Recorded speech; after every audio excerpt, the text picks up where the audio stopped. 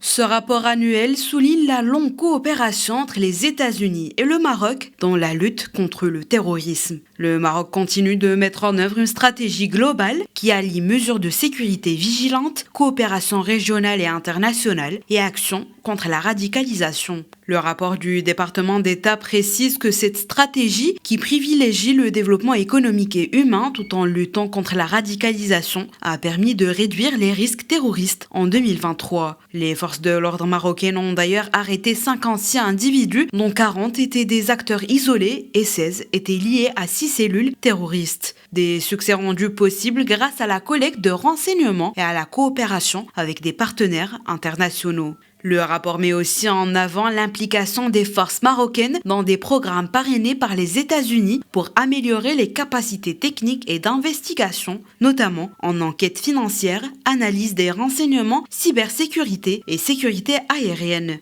Le document mentionne également que le Royaume a été retiré en février 2023 de la liste grise du GAFI grâce à des réformes dans la surveillance des risques financiers et la mise en place de sanctions efficaces contre la non-conformité. Concernant l'engagement du Royaume en matière de coopération régionale et internationale contre le terrorisme, le rapport de la diplomatie américaine indique que le Maroc est un membre actif de la coalition internationale contre Daesh, co-préside l'Africa Focus Group et participe au Forum mondial de lutte contre le terrorisme. Enfin, dans sa lutte contre l'extrémisme violent, le Royaume a mis en place une stratégie qui met l'accent sur le développement économique, humain et religieux. Depuis 2017, environ 300 détenus ont participé au programme de déradicalisation Moussalaha mené en coopération avec diverses autorités ministérielles.